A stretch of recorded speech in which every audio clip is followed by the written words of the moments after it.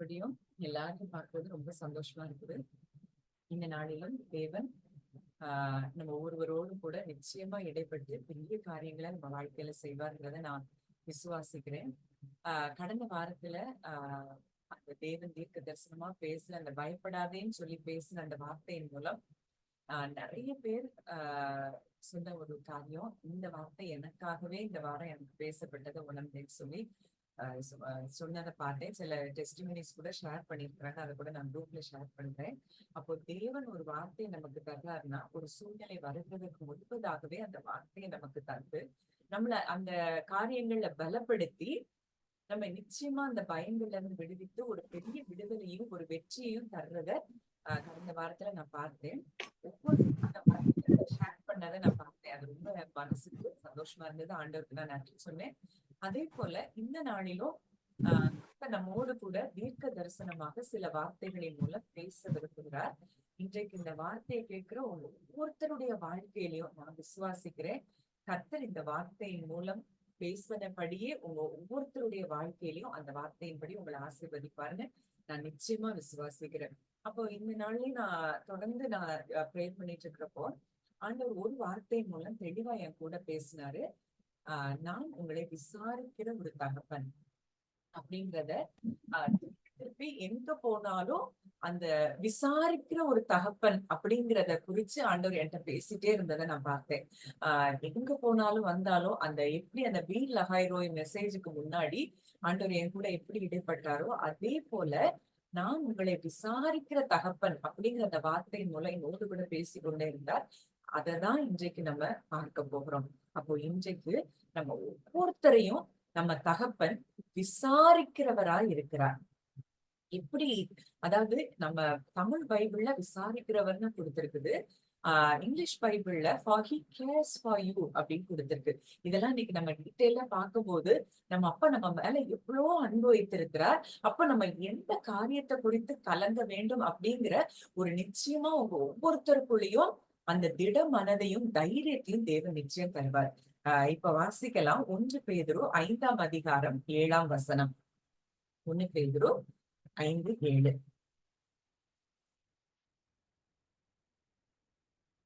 First Peter chapter 5 verse 7. First Peter chapter 5 verse 7. அவர் உங்களை விசாரிக்கிறவரானபடியால் உங்கள் கவலைகளை எல்லாம் அவர் மேல் வைத்து விடுங்கள். அவர் உங்களை விசாரிக்கிறவரானபடியால் உங்கள் கவலைகளை எல்லாம் அவர் மேல் வைத்து விடுங்கள். அப்போ இந்த வார்த்தையின் மூலம் தேவன் இன்றைக்கு நிறைய காரியங்களை நமக்கு தெளிவுபடுத்த போறாரு. இத கேட்க கேட்க உங்க மனது மறுரூபம் அடையும், அவருடைய அன்பை உணர ஆரம்பிப்பீங்க. அந்த அன்பை நம்ம உணரும் போது சாத்தான் நம்ம இருதயத்துல நெடுங்காலமாய் கட்டி இருந்த அரண்கள் எல்லாம் இன்றைக்கு தேவன் உடைக்க போகிறார். அப்போ இதே வார்த்தைய டிபிடில நான் வாசிக்கிறேன். First Peter chapter 5 verse 7. Pour out all your worries and stress upon him and leave them there, for he always tenderly cares for you. Load upon him every anxiety, for he is always watching over you with tender care. அப்போ அதாவது இதுல இந்த வார்த்தையில என்ன சொல்லப்பட்டிருக்குதுன்னா, நம்முடைய எல்லா worries எல்லா ஸ்ட்ரெஸ்ஸையும் அவர் மேல ஊற்றிடணுமா. ஏன்னா அவர் நம்மள அவ்வளோ ஒரு டெண்டரா கேர் பண்ற ஒரு அப்பாவா நமக்கு இருக்கிறபடியினால எந்த கவலையையும் எந்த விதமான பாரத்தையும் ஸ்ட்ரெஸ்ஸையும் அவர் மேல ஊத்திரணுமா. அதுக்கு ஒரு எக்ஸ்பிளனேஷன் அதே வேர்ஸ்ல திரும்ப கொடுக்கப்பட்டிருக்குது. Load upon him every anxiety, for he is always watching over you with tender care. எப்பவுமே நம்மள என்ன செய்யறாரா, பார்த்து கொண்டே இருக்கிறார், வாட்ச் பண்ணிட்டே இருக்கிறார். அவருக்கு தெரியும் நம்ம என்ன சூழ்நிலையில போறோம், எப்படி இருக்கிறோம், இதுல இருந்து என் பிள்ளைய நான் எப்படி வெளியே கொண்டு வர முடியும் அப்படிங்கறத எல்லாத்தையும் அவர் அறிந்திருக்கிறபடினால நம்ம என்ன செய்யணுமா, நம்மளுடைய எல்லாவற்றையும் அவர் மேல ஊற்றிடணும்னு சொல்லி தேவன் இன்றைக்கு விரும்புறார். நம்ம இருதயத்துல ஒரு துளி அளவு கூட எந்த விதமான கவலையோ பாரமோ இல்லாதபடி எல்லாத்தையும் அவர்கிட்ட ஊற்றி விட்டு அவர் சமூகத்துல நம்ம நித்தமும் சந்தோஷமா இருக்க வேண்டும் என்று சொல்லி நம்ம தகப்பன் விரும்புறார். அப்ப இத குறிச்சு நான் யோசிச்சுட்டு இருக்கிறப்போ எப்படி கேர் பண்றோம்? இப்போ நம்ம அம்மா அப்பாவா, தாய் தகப்பனா, நம்ம பிள்ளைங்கள நம்ம எப்படி கேர் பண்றோம்? இல்ல நம்ம பிள்ளைங்கள நம்ம தாய் தகப்பன் எப்படி எல்லாம் கேர் பண்றாங்கன்னு யோசிச்சுட்டு இருக்கிறப்போ, எங்க வீட்ல நடந்த ஒரு சம்பவம் எனக்கு ஞாபகம் வந்தது.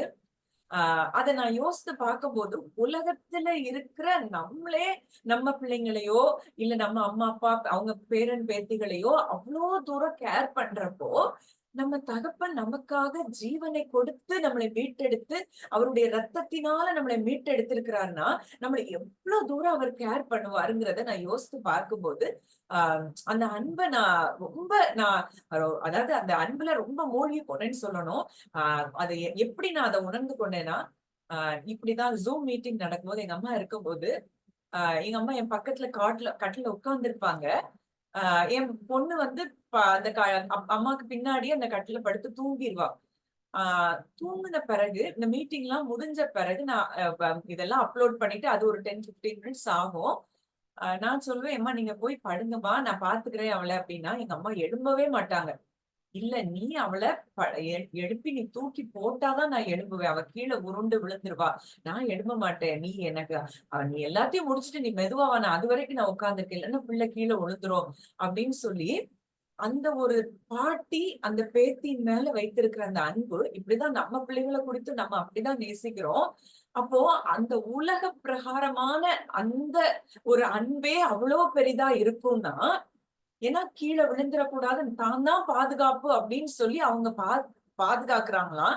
அப்போ இன்றைக்கு உலகத்தை படைத்தவர், சகலவற்றையும் பாதுகாக்கக்கூடிய வல்லமை உள்ளவர், இஸ்ரவேலை காக்கிறவர், உறங்குவதும் இல்லை, தூங்குகிறதும் இல்லை என்று சொல்லி நம்ம வேதத்துல பார்க்கிறோம்.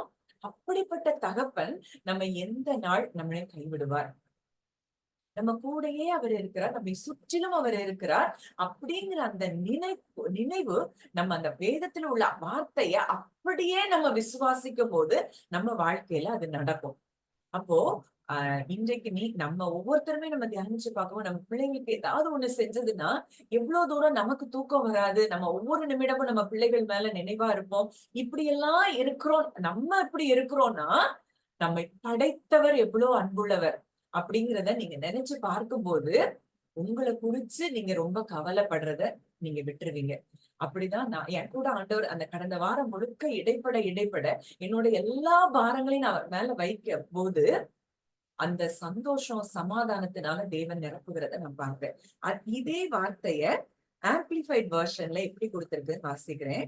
Casting all your cares, all your anxieties, all your worries and all your concerns once and for all on him, for he cares about you with deepest affection and watches over you very carefully.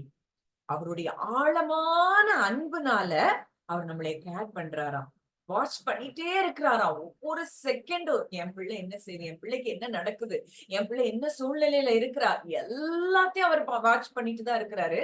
நிச்சயமா அவருக்கு உங்க சூழ்நிலை தெரியும். இந்த சூழ்நிலையில இருந்து அவருக்கு உங்களை எப்படி வெளியே கொண்டு வர்றதுன்னு அவருக்கு தெரியும்.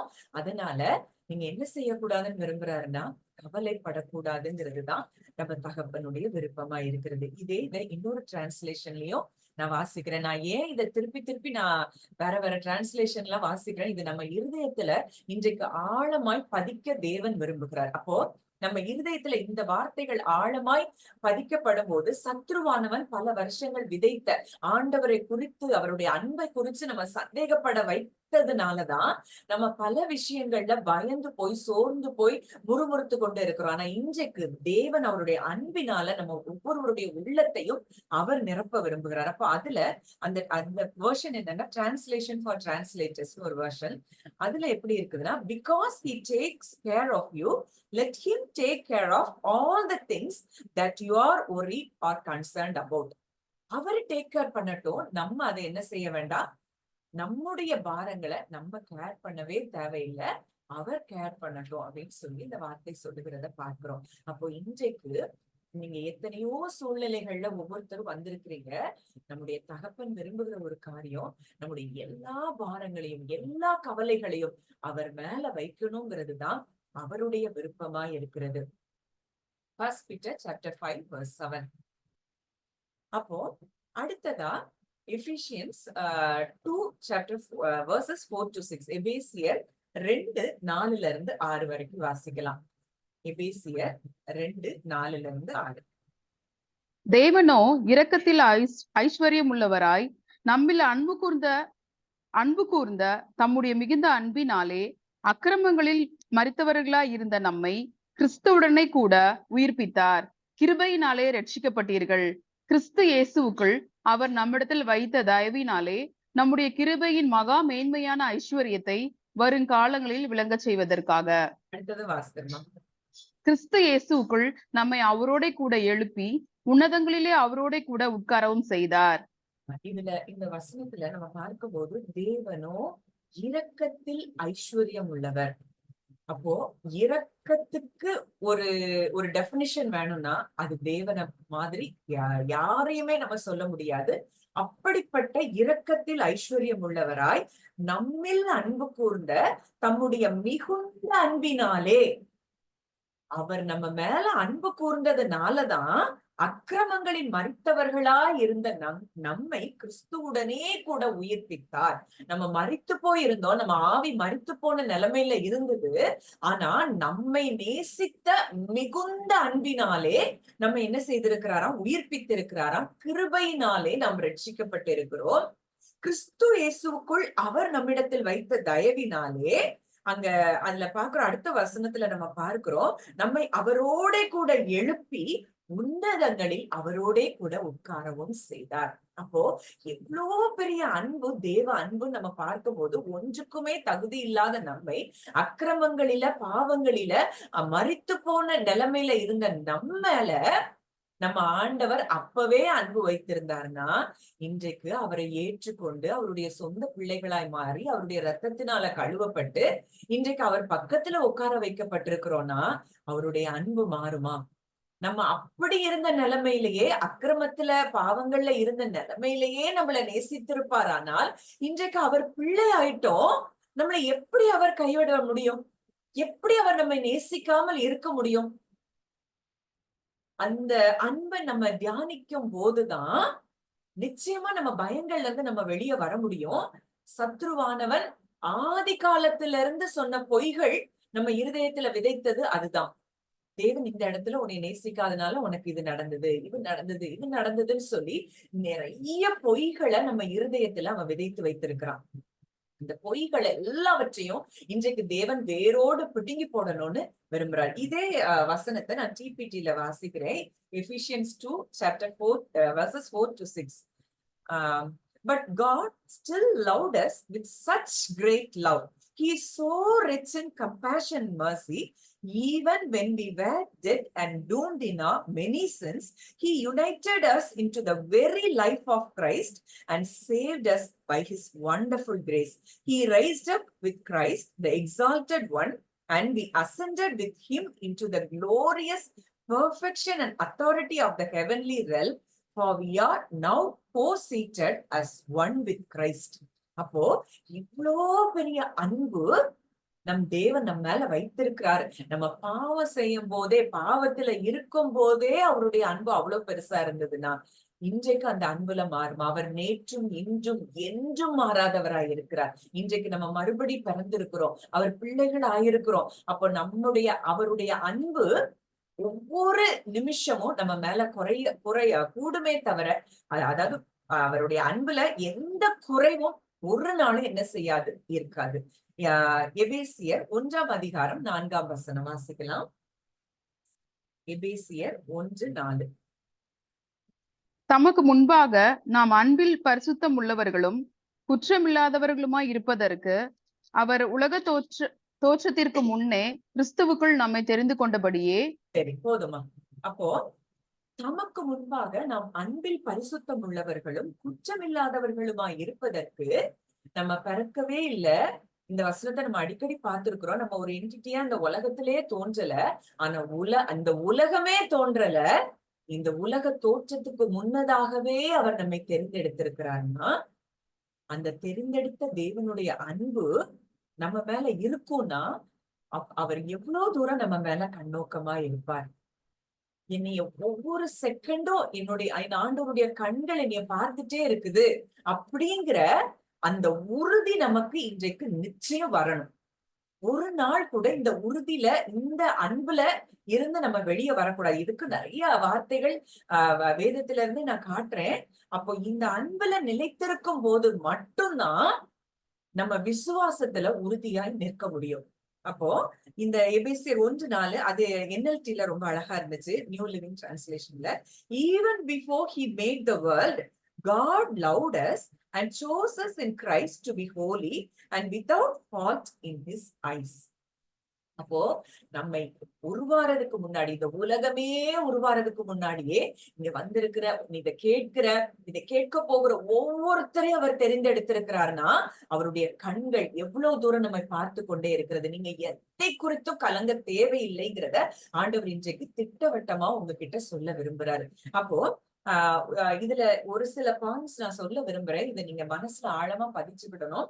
அதாவது ஒரு தேவனுடைய பிள்ளை தேவனுடைய அன்பை விட்டு அன்பை சந்தேகப்படணுங்கிறது தான் பிசாசினுடைய வேலை. இத நம்ம அடிக்கடி நம்ம பார்த்திருக்கிறோம்.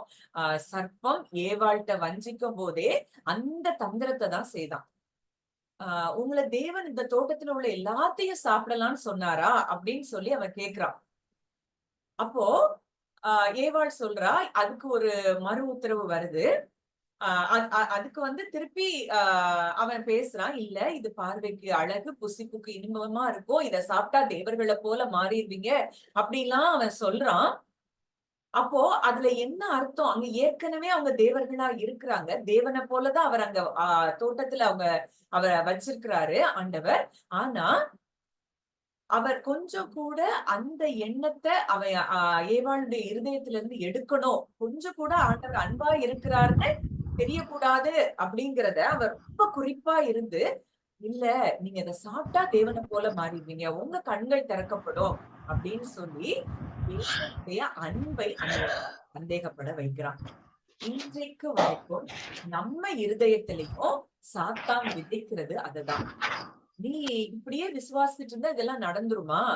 தேவனை விசுவாசிச்சா இதெல்லாம் எப்படி நடக்கும்? உலகத்துல இப்படிதான் விசுவாசிச்சாங்க, அவங்கவுங்க பெரிய பெரிய பெரிய ஊழியர்கள்லாம் இருக்காங்க, அவங்க எல்லாம் விசுவாசித்தாங்க, அவங்களுக்கே நடக்கலையே, அவங்க நினைச்சது நடக்கல, அவங்க வாழ்க்கை அப்படி இருந்தது, இப்படி எல்லாம் சொல்லி பல மனிதர்களை கூட அவன் எடுத்துக்காட்டா நமக்கு காட்டி நம்மள என்ன செய்யறான்? அவருடைய அன்பை சந்தேகப்பட வைக்கிறான். அப்போ பிசாசினுடைய ஒரே வேலை அவருடைய அன்பை சந்தேகப்பட வைப்பது.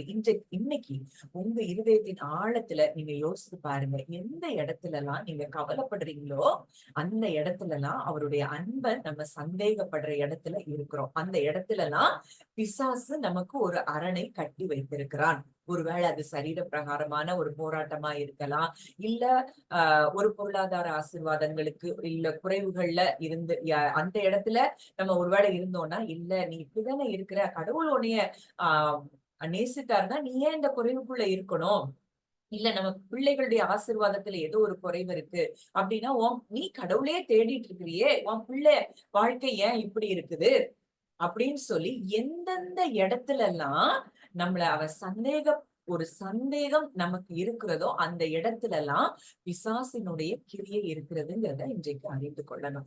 அந்த இடத்த கூட இன்றைக்கு தேவன் அவர்கிட்ட ஊற்ற விரும்புறார்.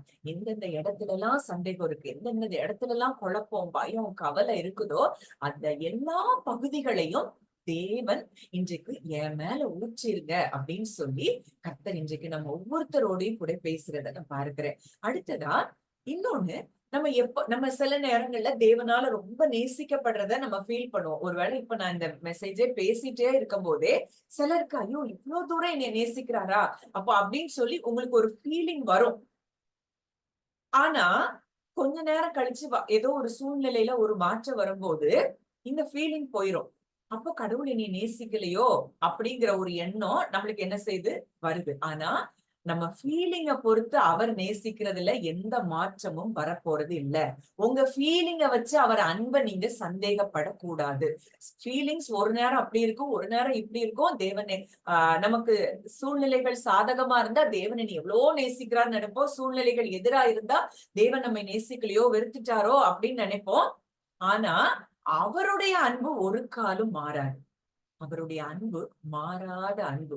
நம்ம நினைக்கிறோம், நம்ம ஃபீல் பண்றோம் அப்படிங்கறதுனால அவர் அன்பு குறையும்னோ, நம்ம அவரை நல்லா நினைக்கிறோங்கிறதுனால அவர் அன்பு கூடணும் கிடையவே கிடையாது. அவருடைய அன்பு எப்பவுமே மாறாத அன்பு.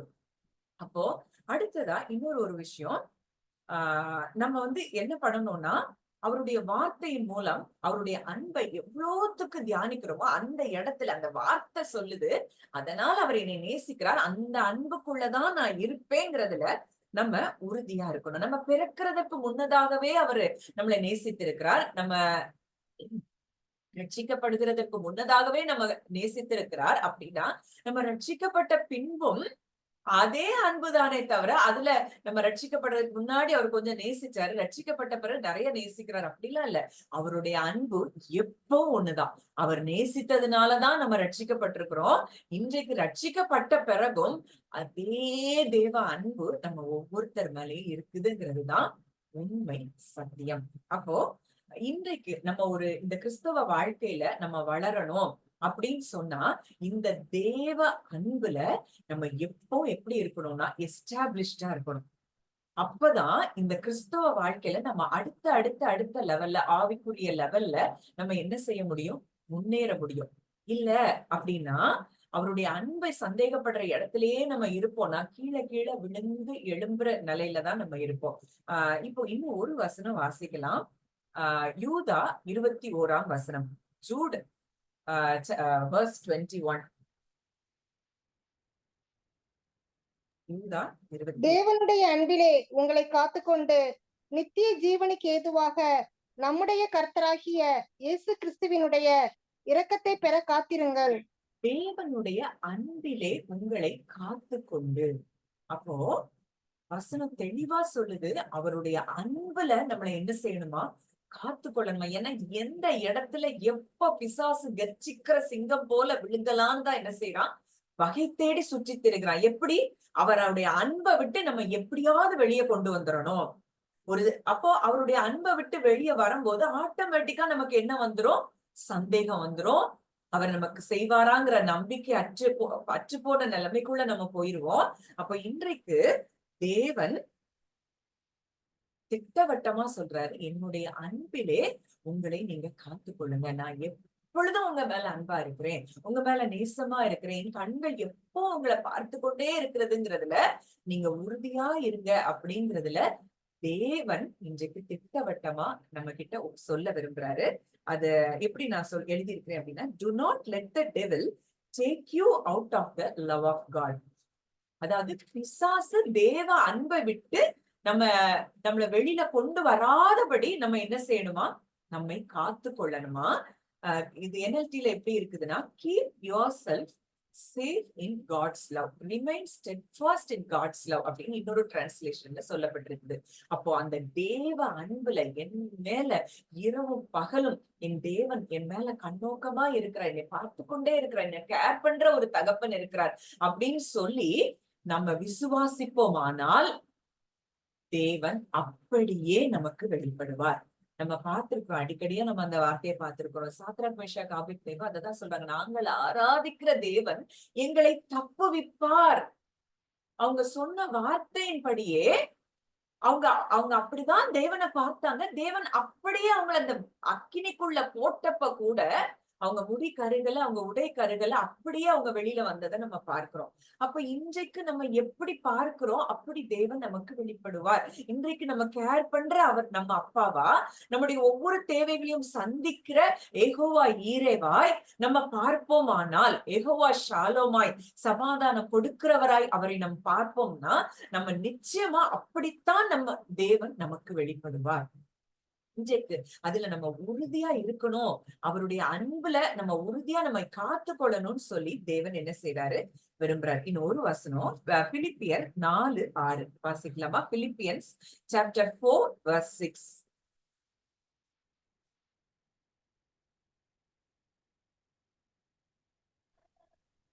நீங்கள் ஒன்றுக்கும் கவலைப்படாமல் எல்லாவற்றையும் குறித்து உங்கள் விண்ணப்பங்களை ஸ்தோத்திரத்தோடே கூடிய ஜெபத்தினாலும் வேண்டுதலினாலும் தேவனுக்கு தெரியப்படுத்துங்கள். திருப்பி இதே வார்த்தை தான், ஒன்றுக்கும் கவலைப்படாமல்.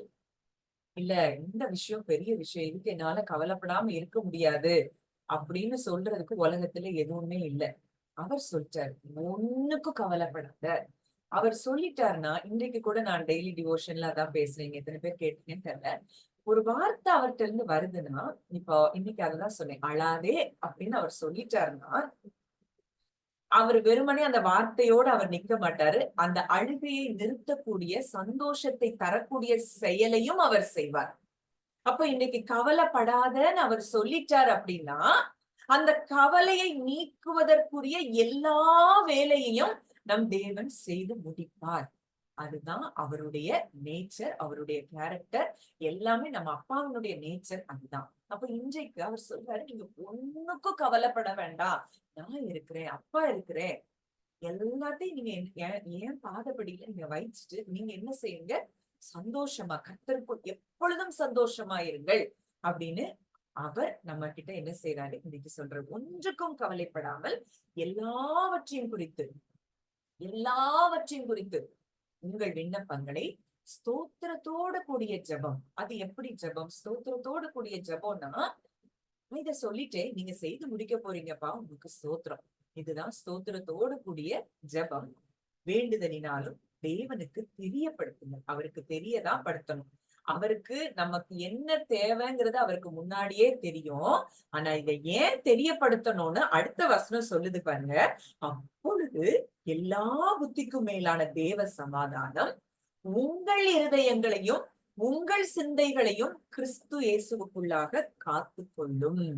அப்போ நம்ம இதெல்லாம் ஏன் சொல்லணும், அவருக்கு தெரியப்படுத்தி, அவருக்கு என்ன தெரியப்படுத்துறதுக்கு மெயின் ரீசன் என்ன அப்படின்னா, நம்ம இருதயத்தை என்ன செய்யணுமா, தேவ சமாதானம் நிரப்பணுமா. எல்லா புத்திக்கும் மேலான தேவ சமாதானம் எப்ப நிரப்போம், ஒன்னையும் குறிச்சு கவலைப்படாம அவர்கிட்ட ஸ்தோத்திரத்தோடு கூடிய ஜெபத்துல வேண்டுதல்ல தெரியப்படுத்தும் போது நம்ம ஹார்ட் என்ன ஆயிரும், ஃப்ரீ ஆயிரும். அவருடைய சமாதானம் நம்மை நிரப்புகிறத இந்த வார்த்தை சொல்லுகிறது. இதே Philippians 4:6 TPT-ல எப்படி இருக்குது அப்படின்னா, don't be pulled in different directions or worried about a thing. Be saturated in prayer throughout each day, offering your faithful requests before God with overflowing gratitude. Tell him every detail of your life. அதாவது அங்கங்க எல்லா டைரக்ஷன்லயும் நீங்க புல் பண்ணி இழுக்கப்படாத இடத்துல நீங்க இருக்கணும்னு சொல்லி, ஒவ்வொரு இப்போ ஒரு பிரச்சனை ஒரு சைடுக்கு இழுக்கும், உங்க மனசு ஒரு பக்கமா போகும். இன்னொரு பிரச்சனை இன்னொரு விஷயம் கேட்டீங்கன்னா, அது யோசித்தீங்கன்னா அது இன்னொரு பக்கத்துக்கு உங்களுக்கு இழுக்கும். அப்போ இப்படி don't be pulled in different directions or worried about a thing. ஒரு விஷயத்தை குறிச்சு இப்படி எல்லா பக்கமும் நீங்க என்ன செய்யக்கூடாது, இழுக்கப்படக்கூடாது. Be saturated in prayer throughout each day. எப்பவுமே அவருடைய சமூகத்துல இந்த பிரச்சனை, அதாவது நம்ம என்ன நினைக்கிறோம்னா, ஒரு பிரேயர் டைம் நமக்கு கண்டிப்பா தேவை, நம்ம அவர்கிட்ட போய் நம்ம காரியங்கள் எல்லாம் சொல்றோம். சில நேரம் சில பிரச்சனைகள் நம்ம அந்த நேரம் போய் முழங்கால் போட்டு ஜெபம் பண்றதுக்கு நமக்கு முடியாது. அப்போ ஒரு திடீர்னு ஒரு கவலை நமக்கு வந்துச்சுன்னா இமீடியட்டா அதை அவர்கிட்ட என்ன செய்யணும், சொல்லிடணும். ஆண்டவரே இந்த பிரச்சனை இது இப்படி இருக்குது, ஆண்டவரே இதை உங்கள்ட்ட கொடுத்துடுறேன், நீங்க பாத்துக்கோங்க, இதை நீங்க கண்டிப்பா எனக்காக வெற்றியாய் செய்து முடிப்பீங்க, நான் உங்களை நம்புறேன், உமக்கு ஸ்தோத்திரம். அப்படி சொன்னீங்கன்னா சொன்ன அடுத்த நிமிஷத்திலேயே அந்த தேவ சமாதானம் நம்ம இருதயங்கள்ல நிரப்ப ஆரம்பிக்கும். அப்போ அதுல அடுத்தது என்ன, offering a faithful request before God with overflowing gratitude. அன்பு, தேங்க்ஸ் கிவிங்ல நம்ம என்ன செய்யணும், கிராட்டிடியூட்னாலே அதுதான் விசுவாசத்தோடு சந்தோஷத்தோடு நன்றி நிறைந்த இருதயத்தோடு அவருக்கு நன்றி சொல்லி ஜெபிக்கிற ஜெபத்தை தேவன் செய்ய வேண்டும் அப்படின்னு சொல்லி விரும்புகிறாரு. Tell him every detail of your life. நம்முடைய வாழ்க்கையில ஒவ்வொரு சின்ன சின்ன விஷயத்த கூட அவர்கிட்ட என்ன செய்யலாம், நம்ம சொல்லலாம். நம்ம நினைக்கிறோம் இதெல்லாம் போய் ஆண்டவர்கிட்ட சொல்லலாமா, இதெல்லாம் பெரிய விஷயமா அப்படிலாம் நினைக்கிறோம். இல்ல, அவர் அப்படி நினைக்கிற அப்பாவே இல்லை. எல்லா விஷயத்தையும் அவர்கிட்ட என்ன செய்யலாம் சொல்லலாம். ஏசப்பா, நான்லாம் நிறைய நேரங்கள்ல அப்படிதான் சொல்லுவேன். சில விஷயங்களை குறித்து நம்ம அப்பா நான் இந்த விஷயத்த குறிச்சு நான் பயப்படுறேன். ஆனா நான் ஏன் பயப்படுறேன்னு தெரியல. நான் ஏன் பயப்படுறேன்னு நீங்க எனக்கு சொல்லுங்க அப்படின்னு சொன்னா அந்த காரியத்தையும் குறித்து தேவன் வெளிப்படுத்துவார். நம்ம நம்ம நினைக்கிறோம் பெரிய பெரிய காரியங்களை தான் ஆண்டவர்கிட்ட கேட்கணும், இதெல்லாம் நம்மளா மேனேஜ் பண்ணணும்னு நினைக்கிறோம். அப்படி கிடையவே கிடையாது. எந்த விஷயம்னாலும் அவர்கிட்ட ஓப்பனா பேசும்போது நமக்கு பதில் நிச்சயம் உண்டு. அப்ப இந்த நாள்ல நம்ம ஒவ்வொருத்தரும் செய்ய வேண்டிய ஒரு காரியம், இன்றைக்கு இங்க வந்திருக்கிற நம்ம எல்லாருமே, நான் உட்பட, நம்முடைய எல்லா பாரங்களையும் அவர் மேல நம்ம என்ன செய்யணும், இறக்கி வைக்கணும்னு சொல்லி அப்பா விரும்புறாரு. அப்போ இன்றைக்கு அதை அடுத்த மெயினா நம்ம மெசேஜுக்குள்ள போறதுக்குள்ள ப்ராப்பர்ட்டிக்கலா ஆண்டவர் இன்னைக்கு சில வார்த்தைகளை நிச்சயமா நம்ம கூட பேச போறாரு. அதுக்கு போறதுக்கு முன்னாடி அந்த ஒரு பாட்டு நம்ம குரூப்ல அனுப்பி இருக்கிறேன். இந்த பாட்டை குறிச்சு நான் யோசிச்சுட்டே இருக்கிறப்போ எனக்கு ஒரு காரியத்தை ஆண்டவர் விளக்கி காண்பித்தார். அப்போ அதுல அந்த பாட்டுல எப்படி அந்த லைன்ஸ் இருக்கும்னா, யெகோவா ஈரே எந்தன் தேவன், தேவைகள் யாவும் சந்திப்பீரே அப்படின்னு அந்த பாட்டு லைன்ஸ் இருக்கும். அப்போ அந்த வரிகள், இப்போ ஒரு தகப்பன், உலக தகப்பன் இருக்கிறாங்க. அந்த உலக தகப்பன் வந்து ஒரு பில்கேட்ஸ் மாதிரி ஒரு பெரிய ஒரு பணக்காரரா இருப்பாருன்னா, அந்த பில்கேட்ஸினுடைய பிள்ளை எதை குறித்தாவது கவலைப்படுவானான்னு சொன்னா, பொருளாதார தேவை குறித்து அப்படின்னு பார்த்தோம்னா எதை குறித்து அவனுக்கு கவலை இருக்காது. ஏன்னா எங்க அப்பா உலகத்திலே பெரிய கோடீஸ்வரர், அவர்கிட்ட நான் என்ன கேட்டாலும் கிடைக்கும், நான் கேட்காமலே எங்க அப்பா கொடுப்பாருங்கிறது தான் அந்த பிள்ளையினுடைய நம்பிக்கையா இருக்கும். அப்போ இன்றைக்கு அந்த பில்கேட்ஸையே படைத்தவர் நம் தகப்பன். அப்ப அவர் எவ்வளவு பெரிய வெள்ளியும் பொண்ணும் அவருடையதான். இந்த உலகத்தின் ஆசை எல்லாம் அவர் கொடுத்தது, அவருக்குரியது. அப்ப இன்றைக்கு அவருடைய பிள்ளைகளாகிய நமக்கு நம் தேவைகள்ல அவர் நமக்கு என்ன குறை வைப்பார் அப்படின்னு யோசித்து பார்த்தோம்னா, நமக்கு நம்ம பொருளாதார தேவைகளை குறித்து நமக்கு பயமே வராது. இன்னைக்கு நீங்க அதிகமா நீங்க விசுவாசிங்களே இந்த காரியத்தை குறிச்சு. ஏன்னா இந்த காரியத்தை குறிச்சுதான் இந்த பாடலை நான் இது பண்ணும்போது ஆண்டவர் பேசிட்டே இருந்தார். நிறைய பேர் பொருளாதார காரியங்களை குறித்து கவலைப்படுறத நான் பார்க்கிறேன். அவர் சொல்றாரு, அதாவது காக்கை குஞ்சுகளுக்கு கூட ஆகாரம் கொடுக்கிறாராம். இன்னைக்கு நீங்க என் பிள்ளைகள், நான் உங்களுடைய தேவைகளை சந்திக்காம இருப்பேனா அப்படின்னு சொல்லி தேவன் சொல்றத நான் பார்க்கிறேன். அப்போ இன்றைக்கு நான் இந்த பாடல் வரிகளை நீங்க உணர்ந்து ஒவ்வொருத்தரும் நீங்க படிங்க. நிச்சயமா இனி வர்ற நாட்கள்ல உங்க தேவைகளை குறித்து நீங்க கவலைப்பட வேண்டிய சூழ்நிலையே இல்லாதபடிக்கு தேவன் உங்க தேவைகள் அத்தனையும் அவர் சந்தித்து கொடுப்பார். ஏன்னா அவர் அப்பா. ஒரு உலக பிரகாரமான ஒரு தகப்பன் தன் பிள்ளைக்கு ஒரு அவ்வளோ காரியங்களையும் செய்யும் போது, தன்னுடைய ஜீவனை கொடுத்து தன் குமாரனை உலகத்திற்கு அனுப்பி குமாரனுடைய ஜீவனின் மூலம் நம்மை மீட்டெடுத்த நம்ம அப்பா நம்முடைய தேவைகளை சந்திக்காமல் இருப்பாரா? அதை உணர்ந்து இன்றைக்கு அவர் விசாரிக்கிறவரா இருக்கிறபடியினால, அவர் தோள்கள்ல நான் சாய்ந்திருக்கிறபடியினால எனக்கு ஒரு கவலை இல்லை அப்படிங்கிறத உற்சாகமா சந்தோஷமா நீங்க துதிக்கும் போது இன்றைக்கே ஒரு அற்புதத்தை நீங்க பார்ப்பீங்க. அந்த பாடலை நான் படிக்கிறேன், நீங்களும் என் கூட சேர்ந்து படிங்க. அவர் ஆராதிச்சு அடுத்து நம்ம மெசேஜுக்குள்ள போகலாம். அவர் தோள்களின் மேலே நான் சாய்ந்திருப்பதால் கவலை ஒன்றும் எனக்கில்லையே. என் தேவைகள் எல்லாம் அவர் பார்த்து கொள்வதால் நான் அவருக்குள்ளே மகிழ்ந்திருப்பேனே. அவர் வார்த்தையின் மேலே நான் சார்ந்திருப்பதால் கவலை ஒன்றும் எனக்கில்லையே. என் தேவைகள் எல்லாம் அவர் பார்த்து கொள்வதால் நான் கர்த்தருக்குள் மகிழ்ந்திருப்பேனே. யெகோவா ஈரே எந்தன் தேவன், தேவைகள் யாவும் சந்திப்பீரே. யெகோவா ரஃபா எந்தன் தேவன், என்னாலும் சுகம் தருவீரே. யெகோவா ஈரே எந்தன் தேவன், தேவைகள் யாவும் சந்திப்பீரே. யெகோவா ரஃபா எந்தன் தேவன், என்னாலும் சுகம் தருவீரே. நெருக்கத்திலே கர்த்தரை நோக்கி கூப்பிட்டேன், என்னை விசாலத்தில் கொண்டு வந்து மீட்டு கொண்டாரே. நெருக்கத்திலே கர்த்தரை நோக்கி கூப்பிட்டேன், என்னை விசாலத்தில் கொண்டு வந்து மீட்டு கொண்டாரே. என் பட்சத்தில் கர்த்தர் இருப்பதினாலே ஒருபோதும் நான் அசைக்கப்படுவதில்லையே. என் பட்சத்தில் கர்த்தர் இருப்பதினாலே ஒருபோதும் நான் அசைக்கப்படுவதில்லையே. யெகோவா ஈரே எந்தன் தேவன், தேவைகள் யாவும் சந்திப்பீரே. யெகோவா ராஃபா எந்தன் தேவன், என்னாலும் சுகம் தருவீரே. ஆம் தகப்பனே, நன்றியோடு உம்மை துதிக்கிறோம் அப்பா, ஸ்தோத்தரிக்கிறோம் ராஜா. இந்த நாளிலும் எங்களை விசாரிக்கிற தகப்பனாய் அப்பா நீர் இருக்கிறபடியினால் இந்த நாளிலும் அப்பா இங்க கூடி வந்திருக்கிற அப்பா எங்களுடைய குடும்பத்தின் மக்கள் ஒவ்வொருவருடைய பாரங்களையும் அப்பா எங்களுடைய எல்லாருடைய பாரங்களையும் இன்றைக்கு உங்க மேல நாங்க ஊற்றுகிறோம் தகப்பனே.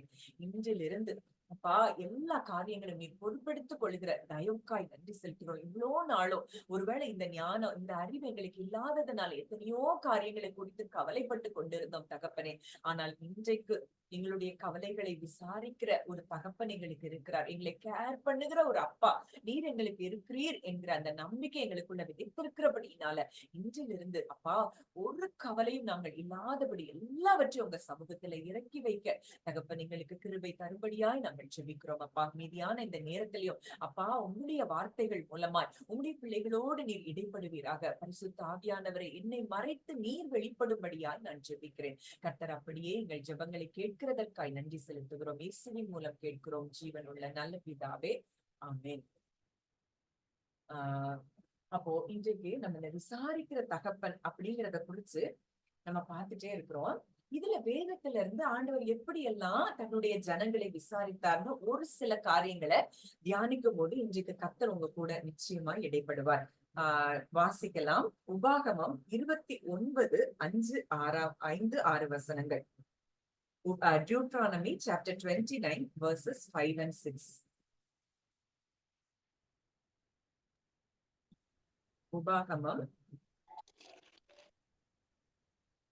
நீங்கள் அப்பம் சாப்பிடவும் இல்லை, திராட்சரசமும் மதுவும் குடிக்கவும் இல்லை என்றார். உபாகமம் 5:6. கர்த்தராகிய நான் உங்கள் தேவன் என்று நீங்கள் அறிந்து கொள்ளும் படிக்கு நான் 40 வருஷம் உங்களை வனாந்தரத்தில் நடத்தினேன்.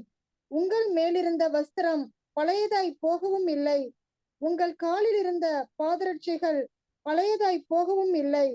நீங்கள் அப்பம் சாப்பிடவும் இல்லை, திராட்சரசமும் மதுவும் குடிக்கவும் இல்லை என்றார். இது இஸ்ரவேல் ஜனங்களை தேவன் வழி நடத்தி கொண்டு வரும்போது வனாந்தரத்துல அவர் அந்த ஜனங்களை எவ்வளவு கரிசனையாய் பாதுகாத்தார், கேர் பண்ணாரு அப்படிங்கிறதற்கு ஒரு வசன ஆதாரம். அப்போ கர்த்தராகிய நான் உங்கள் தேவன் என்று நீங்கள் அறியும்படிக்கு 40 வருஷம் உங்களை வனாந்தரத்தில் நடத்தினாங்க. அவங்க முறுமுறுத்தாங்க, எல்லாமே பண்ணாங்க, எல்லாமே செஞ்சாங்க. ஆனா கூட அவர் என்ன செய்தாராம்? 40 வருஷம் நான் உங்களை நடத்தினேன், உங்கள் மேல் இருந்த வஸ்திரம் பழையதாய் போகவும் இல்லை. கொஞ்சம் யோசித்து பாருங்களேன், எவ்வளவு பெரிய ஒரு அற்புதம்.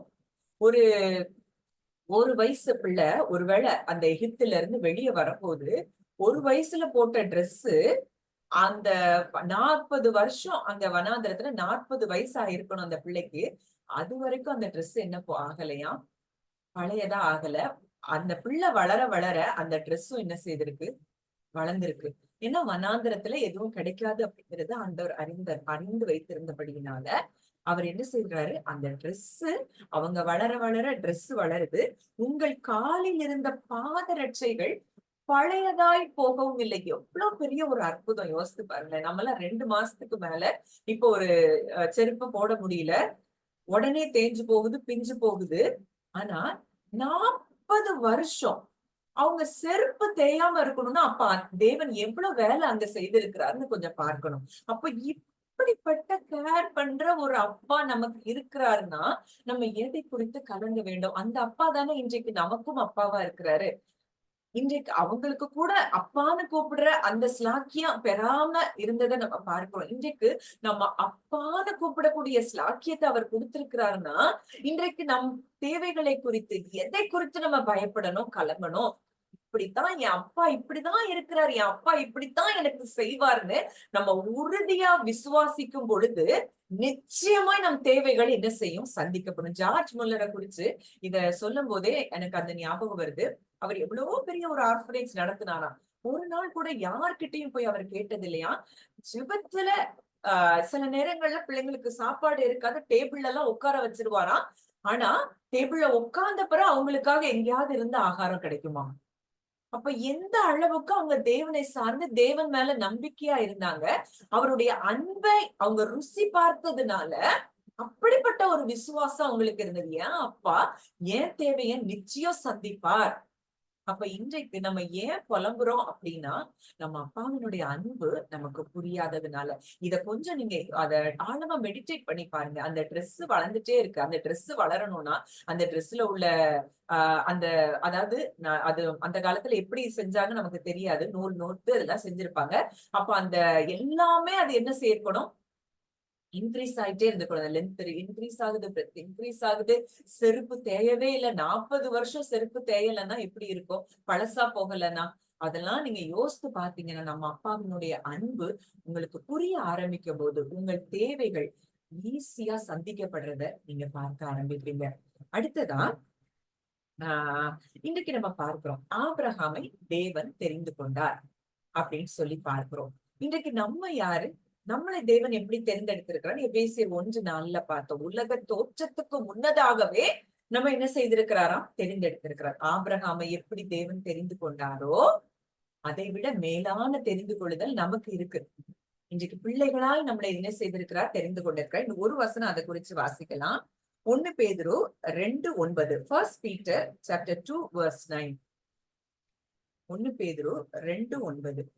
நீங்களோ உங்களை அந்தகாரத்தினின்று தம்முடைய ஆச்சரியமான ஒளியினிடத்திற்கு வரவழைத்தவருடைய புண்ணியங்களை அறிவிக்கும்படிக்கு தெரிந்து கொள்ளப்பட்ட சந்ததியாயும் ராஜரிகமான ஆசாரிய கூட்டமாயும் பரிசுத்த ஜாதியாயும் அவருக்கு சொந்தமான ஜனமுமாய் இருக்கிறீர்கள். அப்படி என்ன சொல்றாரு, அந்தகாரத்தினின்று ஆச்சரியமான ஒளியினிடத்திற்கு வரவழைத்தவருடைய புண்ணியங்களை அறிவிக்கும்படி தெரிந்து கொள்ளப்பட்ட சந்ததி. அப்போ இன்றைக்கு நீங்களும் நானும் யாரு, அவரால் தெரிந்து கொள்ளப்பட்டவர்கள், தெரிந்து கொள்ளப்பட்ட சந்ததி. அப்போ இப்போ நான் சொல்ல போற காரியங்கள் நிச்சயமா உங்க வாழ்க்கையை மாற்றும். இதை விசுவாசிப்பீங்கன்னா அப்ப நீங்களும் நானும் தெரிந்து கொள்ளப்பட்டவர்கள்னா, ஆபிரகாம் எப்படி தேவனால் தெரிந்து கொள்ளப்பட்ட பிறகு அவனுக்கு என்னென்ன காரியங்கள் எல்லாம் நடந்தது நம்ம பார்க்க போகிறோம்.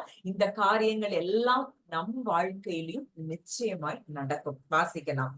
ஆதியாகமம் 20வது அதிகாரம் 1 முதல் 7. Genesis chapter 20 verses 1 to 7. Abraham அவ்விடம் விட்டு தென் தேசத்திற்கு பிரயாணம் பண்ணி காதேசுக்கும் சூருக்கும் நடுவாக குடியேறி கேராரிலே தங்கினான். அங்கே ஆபிரகாம் தன் மனைவியாகிய சாராளை தன் சகோதரி என்று சொன்னதினாலே கேராரின் ராஜாவாகிய அபிமெலேக்கு ஆள் அனுப்பி சாராளை அழைப்பித்தான். தேவன் இரவிலே அபிமெலேக்குக்கு சொப்பனத்திலே தோன்றி, நீ அழைப்பித்த ஸ்திரீ நிமித்தம் நீ செத்தாய், அவள் ஒருவனுடைய மனைவியாய் இருக்கிறாளே என்றார். அபிமெலேக்கு அவளை சேராதிருந்தான். ஆகையால் அவன், ஆண்டவரே, நீதியுள்ள ஜனங்களை அழிப்பீரோ? இவள் தன் சகோதரி என்று அவன் என்னோடே சொல்லவில்லையா? அவன் தன் சகோதரன் என்று இவளும் சொன்னாலே. உத்தம இருதயத்தோடும் சுத்தமான கைகளோடும் இதை செய்தேன் என்று சொன்னான். அப்பொழுது தேவன், உத்தம இருதயத்தோடே நீ இதை செய்தாய் என்று நான் அறிந்திருக்கிறேன். நீ எனக்கு விரோதமாக பாவம் செய்யாதபடிக்கு உன்னை தடுத்தேன். ஆகையால் நீ அவளை தொட நான் உனக்கு இடம் கொடுக்கவில்லை. அந்த மனுஷனுடைய மனைவியை அவனிடத்திற்கு அனுப்பிவிடு. அவன் ஒரு தீர்க்கதரிசி. நீ பிழைக்கும்படிக்கு அவன் உனக்காக வேண்டுதல் செய்வான். நீ அவளை அனுப்பிவிடாதிருந்தால் நீயும் உன்னை சேர்ந்த யாவரும் சாகவே சாவீர்கள் என்று அறிவாயாக என்று சொப்பனத்திலே அவனுக்கு சொன்னார். எவ்வளவு பெரிய ஒரு விஷயம். இங்க ஆபிரகாம் தேவனால் தெரிந்து கொள்ளப்பட்டவன். நம்ம எப்படி தெரிந்து கொள்ளப்பட்டோமோ அதே போல தேவன் ஆபிரகாமை தெரிந்தெடுத்திருக்கிறார். அங்க அவனுடைய ஆபிரகாமினுடைய மனைவி அங்க ஆபிரகாம் என்ன சொல்றாரு, அந்த ஊராருக்கு பயந்ததுனால, தன்னுடைய சகோதரின்னு சொன்னதுனால அந்த ராஜா அபிமலைக்கு சாராளை கூட்டி கொண்டு போறான். அந்த இரவிலேயே அபிமலேக்குக்கு சொப்பனத்துல தேவன் தோன்றினார். அப்போ தெரிந்து கொள்ளப்பட்ட நம்முடைய எந்த உடைமைகளையும் யாரும் பறிக்க முடியாது அப்படிங்கிறத நீங்க விசுவாசிப்பீங்க அப்படின்னா, இன்றைக்கு ஒருவேளை என்னுடைய காரியங்கள், என்னுடைய ஏதோ ஒரு பொருட்களோ ஏதோ ஒண்ணு மற்றவங்கள்ட்ட இருக்குது அப்படின்னு நீங்க நினைச்சீங்கன்னா, இன்றைக்கு தேவன் அதை எல்லாவற்றையும் உங்களுக்கு திரும்ப கொடுப்பார். ஏன்னா அத கூட அவர் அவ்வளோ கேர் பண்றாரு. ஆபிரகாம் கூட அங்க என்ன செய்யல, போகல, மனைவியை காப்பாற்றணும்னு அவரால ஒண்ணும் செயல்பட முடியல, நினைக்கல. ஆனா தெரிந்து கொள்ளப்பட்ட ஆபிரகாமினுடைய மனைவியை வேறொருவன் தொடுகிறதற்கு அந்த தேவன் இடம் கொடுக்கலன்னா எவ்வளவு தூரம் அவர் கேர் பண்றாருங்கிறத நம்ம பார்க்கணும். சொப்பனத்துல தோன்றி, நீ அழைப்பித்த ஸ்திரீ நிமித்தம் நீ செத்தாய், அவன் இன்னொருவனுடைய மனைவியாய் இருக்கிறாளே. அப்போ இதெல்லாம் நடக்குது. அப்போ கடைசியில ஆண்டவர் சொல்றாரு, அவன் அந்த மனுஷனுடைய மனைவியை அவனிடத்திற்கு அனுப்பிவிடு. இதை செய்யலன்னா நீயும் உன்னை சேர்ந்த யாவரும் சாகவே சாவீர்கள் என்று அறிவாயாக என்று சொப்பனத்திலே அவனுக்கு சொன்னார். ஒரு தெரிந்து கொள்ளப்பட்ட தேவ பிள்ளையினுடைய உடைமைகளை, அவனுக்குரியவைகளை யாரும் என்ன செய்ய முடியாது, தொட முடியாது. அப்படி தொட முடியாதபடி பாதுகாக்கிற ஒரு தகப்பன் தான் நமக்கு இருக்கிறார். ஆபிரகாம தேவனுடைய சிநேகிதன் எனப்பட்டான் அப்படின்னு சொல்லி வேதத்துல பார்க்கிறோம். ஒரு சிநேகிதனுக்கே இந்த ஸ்லாக்கியம் இருக்கும்னா, பிள்ளைக்கு எவ்வளவு பெரிய ஸ்லாக்கியத்தை தேவன் வச்சிருப்பாரு. கொஞ்சம் நீங்க இத டீப்பா நீங்க திங்க் பண்ணி பாருங்களேன். அப்போ இன்றைக்கு நமக்குரியவைகளை யாரும் பறிக்க முடியாது, நமக்குரியவைகளை யாரும் கொண்டு போக முடியாது. அப்படி எதையாவது நீங்க இழக்க கொடுத்திருந்தாலும் தேவன் அதை பல மடங்கு உங்களுக்கு என்ன செய்வாரு, திரும்ப கொடுப்பாரு. ஏன்னா அவர் அப்படி விசாரிக்கிற ஒரு தகப்பன், கேர் பண்ணுகிற ஒரு அப்பா. ஏன் பிள்ளைக்குரியதுன்னு சொல்லி உரிமை பாராட்டுகிற ஒரு அப்பா நமக்கு இருக்கிறபடியினால நீங்க எதை குறித்தும் இன்றைக்கு கலங்க வேண்டியதில்லை. அடுத்ததா இன்னொரு ஒரு காரியம், ஆதியாகமம் 15:1-6. Genesis chapter 15 verses 1-6. இந்த காரியங்கள் நடந்த பின்பு கர்த்தருடைய வார்த்தை ஆபிரகாமுக்கு தரிசனத்திலே உண்டாகி, அவர், ஆபிரகாமே, நீ பயப்படாதே, நான் உனக்கு கேடகமும் உனக்கு மகா பெரிய பலனுமாய் இருக்கிறேன் என்றார். அதற்கு ஆபிராம், கர்த்தராகிய ஆண்டவரே, அடியேனுக்கு என்ன தருவீர்? நான் பிள்ளையில்லாமல் இருக்கிறேனே. தமஸ்கு ஊரானாகிய இந்த எலியேசர் என் வீட்டு விசாரணை கர்த்தனாய் இருக்கிறானே என்றான். பின்னும் ஆபிராம், தேவரீர் எனக்கு புத்திர சந்தானம் அருளவில்லை. இதோ என் வீட்டிலே பிறந்த பிள்ளை எனக்கு சுதந்திரவாளியாய் இருக்கிறான் என்றான். அப்பொழுது கர்த்தருடைய வார்த்தை அவனுக்கு உண்டாகி, இவன் உனக்கு சுதந்திரவாளி அல்ல, உன் கற்ப பிறப்பாய் இருப்பவனே உனக்கு சுதந்திரவாளியாவான் என்று சொல்லி, அவர் அவனை வெளியே அழைத்து, நீ வானத்தை அண்ணாந்து பார், நட்சத்திரங்களை என்ன உன்னாலே கூடுமானால் அவைகளை என்ன என்று சொல்லி, பின்பு அவனை நோக்கி, உன் சந்ததி இவ்வண்ணமாய் இருக்கும் என்றார். அவன் கர்த்தரை விசுவாசித்தான், அதை அவர் அவனுக்கு நீதியாக எண்ணினார். இதுவும் தெரிந்து கொள்ளப்பட்ட ஆபிரகாமுக்கு கொடுக்கப்பட்ட ஒரு வாக்குத்தத்தம். இன்றைக்கு இதேதான் நமக்கும் இதுல கேட்கிற ஒவ்வொருத்தருக்கும் தேவன் இந்த வாக்குத்தத்தத்தை கொடுக்கிறார். அதாவது முதல்ல ஆண்டவர், அதுக்கு முன்னாடி ஆதியாகமம் 14 பாத்தீங்கன்னா ஒரு ராஜாக்களோட ஒரு யுத்தம் எல்லாம் நடக்கும். இதுக்கப்புறம் ஆண்டவர் ஆபிரகாமுக்கு தரிசனமாகி சொல்றாரு, நீ பயப்படாதே, நான் உனக்கு கேடகமும் உனக்கு மகா பெரிய பலனுமா இருக்கிறேன்னு சொல்லி ஆண்டவர் சொல்றாரு. அப்போ இதுக்கு முன்னாடியே ஆபிரகாம் மைண்ட்ல ஒரு எண்ணம் இருக்கு. என்னன்னா, தனக்கு பிள்ளை இல்ல, அதனால தன் வீட்டு விசாரணை கர்த்தனாகிய எலியேசரை நம்ம என்ன செய்யலாம், பிள்ளையாய் தத்தெடுத்து கொள்ளலாம் அப்படிங்கிற எண்ணம் ஆபிரகாமுக்கு இருக்குது. அப்போ ஒரு தெரிந்து கொள்ளப்பட்டவனுக்கு கிடைக்க வேண்டிய ஆசீர்வாதம் என்ன அப்படின்னா, அங்க ஆபிரகாம் ஆண்டவர்கிட்ட கேட்கிறாரு, கர்த்தராகிய ஆண்டவரே எனக்கு என்ன தருவீர்? நான் பிள்ளை இல்லாமல் இருக்கிறேனே, தமஸ்கு ஊரானாகிய இந்த எலியேசர் என் வீட்டு விசாரணை கர்த்தனாய் இருக்கிறானே என்றார். அப்போ அவனை நான் சுதந்திரவாளியா எடுத்துக்கொள்ளலாமான்னு ஆண்டவர்கிட்ட கேட்கிறப்போ ஆண்டவர் அதற்கு இடம் கொடுக்கவே இல்லை. என்னால் தெரிந்து கொள்ளப்பட்ட ஆபிரகாம் என்னுடைய பிள்ளை, அவன் என்னதுல இருக்கக்கூடாது, குறைவுல இருக்கக்கூடாது, சந்ததி இல்லாமல் இருக்கக்கூடாது அப்படிங்கிறது தான் தேவனுடைய சித்தமா இருக்கிறது, விருப்பமா இருக்கிறது. அப்ப இதை கேட்கிற நீங்க ஒவ்வொருத்தரும், இதை கேட்க போகிற ஒவ்வொருத்தரும், ஒருவேளை நீங்க குழந்தை பாக்கியத்துக்காக நீங்க ஜெபித்து கொண்டு இருக்கலாம். ஆண்டவர் நிச்சயம் உங்க ஒவ்வொருத்தருக்கும், நீ என்னால் தெரிந்து கொள்ளப்பட்டவனா இருந்தால் உங்கள் மூலமாக ஒரு சந்ததி பிறக்கும் என்று சொல்லி கர்த்தர் இன்றைக்கு வாக்கு கொடுக்கிறார். ஏன்னா அவர் ஒரு கேர் பண்ற அப்பா.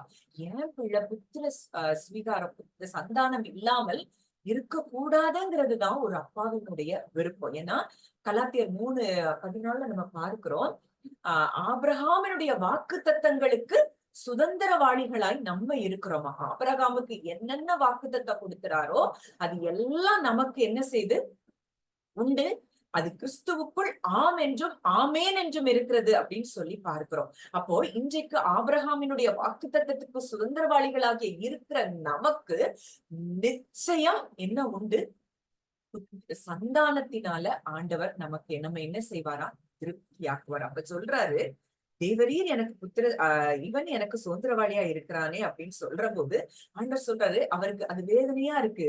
என்ன சொல்லி, இவன் உனக்கு சுதந்திரவாளி அல்ல, இவன் இல்லப்பா, உன் கர்ப்பப்பரப்பா இருப்பவன் தான் உனக்கு சுதந்திரவாளி ஆவான் என்று சொல்லி அவனை வெளியே கூட்டிட்டு வந்து காட்டுறாரு. அப்பா, நான் உனக்கு எப்படி பிள்ளைகளை கொடுக்க போறேன் அப்படின்னு சொல்லி காட்டுறாரு. நட்சத்திரங்களை எண்ண முடியுமானால் எண்ணு அப்படின்னு சொல்லி, இப்படித்தான் உன் சந்ததி இருக்கும்னு சொல்லி தெரிந்து கொள்ளப்பட்ட ஆபிரகாமுக்கு அவர் வாக்கு தத்தம் கொடுத்திருப்பார். ஆனால் இன்றைக்கு தெரிந்து கொள்ளப்பட்ட நம் ஒவ்வொருவருக்கும் இதே வாக்கு தத்தத்தை இன்றைக்கு தேவன் தருகிறார். நட்சத்திரங்களை போல எண்ணக்கூட முடியாத அளவுக்கு தேவன் என்ன செய்ய போறாராம், பிள்ளைகளை தரப்போகிறாராம், சந்ததிகளை தரப்போறார். நீங்க யோசித்து பாருங்களேன், ஆபிரகாமுக்கு ஒரே பிள்ளை ஈசாக்கு, ஈசாக்குக்கு 2 பிள்ளைங்க, யாக்கோபு ஏசா. அந்த யாக்கோபினுடைய சந்ததியில 12 பிள்ளைங்க. இந்த 12 பிள்ளைங்களும் எகிப்துக்கு போறாங்க, 70 பேரா போறாங்க. அந்த 70 பேரும் 430 வருஷம் கழிச்சு எகிப்துல இருந்து வரும்போது கிட்டத்தட்ட 30 லட்சம் ஜனங்களாய் அங்க வெளியே வர்றாங்க. எவ்வளவு தூரம் அவர் கொடுத்த வாக்கு தத்தத்துக்கு அவர் உண்மை உள்ளவராய் இருக்கிறார். அப்போ இன்றைக்கு தெரிந்து கொள்ளப்பட்ட சந்ததியாய் நம்ம இருக்கிறதுனால, ஆண்டவரால நம்ம தெரிந்து கொள்ளப்பட்டிருக்கிறோம்னா, நம்ம இந்த குறைவுலையும் இருப்பது தேவனுடைய சித்தம் அல்ல. இதை நீங்க விசுவாசிங்க. என் பிள்ளை என் தேவன் எனக்கு புத்திர சந்தானத்தை எனக்கு தருவார் அப்படின்னு சொல்லி நீங்க நிச்சயமா நீங்க விசுவாசிப்பீங்கன்னா கண்டிப்பா தேவன் இந்த வருஷத்துல உங்களுக்கு அந்த ஆசீர்வாதத்தை நிச்சயம் தருவார். அடுத்த வசனம் அததான் சொல்லுது, அவன் கர்த்தரை விசுவாசித்தான், அவன் உடம்ப பார்க்கல, அவன் சரீரத்தை பார்க்கல, அவனுடைய எந்த காரியத்தையும் அவன் பார்க்கல, சாராளுடைய கர்ப்பம் செத்து போனதை பார்க்கல. அப்போ அவன் ஒன்னே ஒன்ன விசுவாசிச்சான், அவர் சொல்லிட்டாரு, அவர் செய்வார்.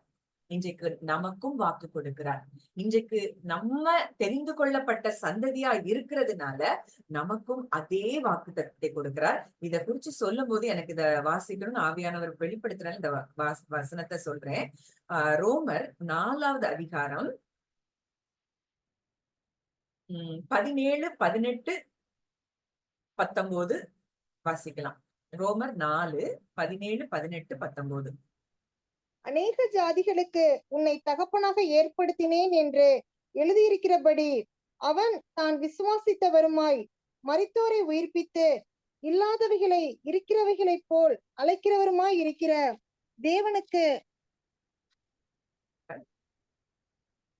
தேவனுக்கு முன்பாக நம் எல்லாருக்கும் தகப்பனானால், உன் சந்ததி இவ்வளவா இருக்கும் என்று சொல்லப்பட்டபடியே தான் அநேக ஜாதிகளுக்கு தகப்பனாவதை நம்புகிறதற்கு ஏதுவில்லாதிருந்தும் அதை நம்பிக்கையோட விசுவாசித்தான். அவன் விசுவாசத்திலே பலவீனமாய் இருக்கவில்லை. அவன் ஏறக்குறைய 100 வயதுள்ளவனாய் இருக்கும்போது தன் சரீரம் செத்து போனதையும் சாராளுடைய கர்ப்பம் செத்து போனதையும் எண்ணாதிருந்தான். அவன், அதாவது இங்கிலீஷ்ல எப்படி இருக்கணும், he did not considerன்னு இருக்கும். அவன் அதை கன்சிடரே பண்ணலையா. என் சரீரம் எப்படி இருந்தானு, என் சாராளுடைய கர்ப்பம் எப்படி இருந்தானு, செத்து போன நிலைமையில இருந்தானு அவர் வாக்கு கொடுத்துட்டாரு. அப்போ இன்றைக்கு நமக்கு தகப்பன் யாரு? ஆபிரகாம். ஆபிரகாமுக்கு அப்படி ஒரு வாக்குத்தத்தம் கொடுத்து அவர் ஈசாக்கை கொடுத்திருப்பாரானால், இன்றைக்கு நம்ம குடும்பங்கள்ல இருக்கிற ஒவ்வொரு பிள்ளைகளுடைய கர்ப்பத்தையும் அவர் இன்றைக்கு நிரப்புகிறேன் என்று சொல்லி கர்த்தர் வாக்கு கொடுக்கிறார். நீங்க அதை விசுவாசிங்க. நிச்சயமா சீக்கிரத்துல நம்ம குடும்பங்கள்ல அநேக சாட்சிகளை நம்ம கேட்க போகிறோம். அடுத்த வசனம் கூட அது ரொம்ப நல்லா இருக்கும்.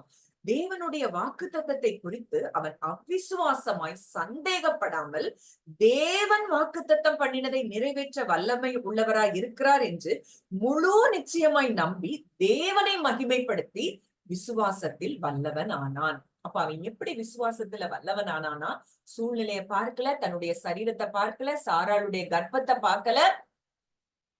எனக்கு அவர் வாக்கு கொடுத்துட்டார், நான் அவரை மகிமைப்படுத்த போறேன், அவர் எனக்கு தந்துட்டாரு அப்படிங்கிற அந்த உறுதியான ஒரு விசுவாசத்துல அவன் என்ன செய்யறான்னா, அவரை மகிமைப்படுத்தி நிறைவேற்ற அவர் வல்லவரா இருக்கிறான்னு அவரை மகிமைப்படுத்தி விசுவாசத்தில் வல்லவனானா. இன்றைக்கு ஒருவேளை இப்படிப்பட்ட காரியங்கள்ல ஒரு தேவையில்ல, ஒரு குழந்தை பாக்கியத்துக்காக நீங்க ஜெபித்து கொண்டு இருப்பீங்கன்னா, இன்றைக்கு தேவன் உங்க ஒவ்வொருத்தரை பார்த்து சொல்றாரு, நிச்சயமாய் உங்களுக்கு உங்க ஒவ்வொருத்தருக்கும் தேவன் சீக்கிரத்துல கர்ப்பத்தின் கனியை அவர் கொடுக்கிறார். இந்த வார்த்தையை நீங்க எவ்வளவு தூரத்துக்கு நீங்க ஆழமா நீங்க இதை எடுத்து விசுவாசிப்பீங்கன்னா, வேற எதையுமே நீங்க பார்க்க வேண்டாம், டாக்டர்ஸ் ரிப்போர்ட் பார்க்க வேண்டாம், எந்த காரியத்தையுமே பார்க்க வேண்டாம், அவர் கொடுப்பேன்னு சொல்லிட்டாரு. நீங்க ஆபிரகாமுக்கு பிள்ளைகளா இருக்கிறீங்க. நம்ம அவரால் தெரிந்து கொள்ளப்பட்ட ஜனமா இருக்கிறோம். நம்ம இந்த குறைவுல இருப்பது தேவனுடைய சித்தம் அல்ல. கர்ப்பம், அதாவது மலடும் இனி உன் தேசத்தில் இருப்பதில்லைன்னு பழைய ஏற்பாட்டிலே நம்ம பார்க்கிறோம். கர்ப்பம் விழுகிறதும் மலடும் உன் தேசத்துல இருக்காதுன்னு சொல்லி பார்க்கிறோம். அப்ப இன்றைக்கு புது உடன்படிக்கை கீழே இருக்கிற நமக்கு இவ்வளவு பெரிய ஆசீர்வாதங்களை தேவன் வைத்திருக்கிறார். அப்ப இந்த குறைவிலையும் நீங்க நிச்சயம் இருக்க மாட்டீங்கன்னு சொல்லி தேவன் உங்களுக்கு வாக்கு கொடுக்கிறார். அடுத்ததா ஒரு காரியத்தை பார்த்து நம்ம முடிக்கலாம். ஆதியாகமம் 31ஆம் அதிகாரம் 22 முதல் 24 வரைக்கும் முதல்ல வாசிக்கலாம். Genesis chapter 31 verses 22 to 24.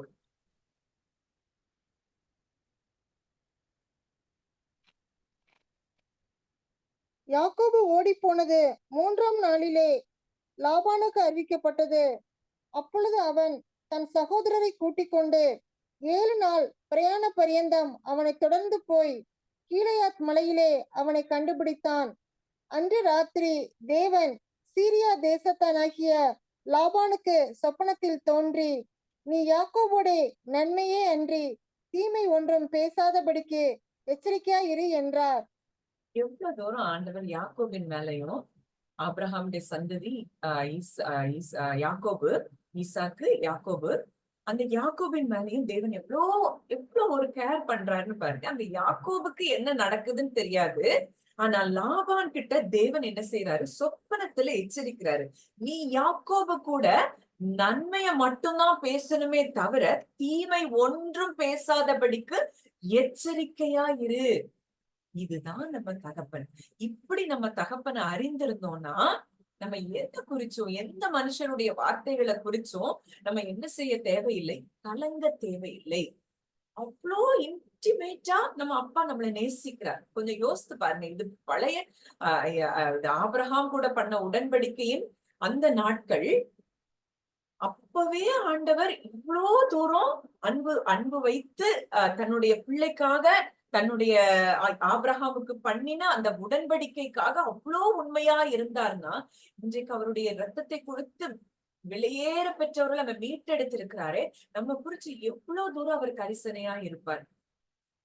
அந்த அன்பை குறிச்சு நீங்க அதிகமா நம்ம என்ன செய்யணும், தியானிக்க ஆரம்பிக்கணும். அடுத்ததா அதே அதிகாரம் 29வது வசனம், 29th verse வாசிக்கலாமா?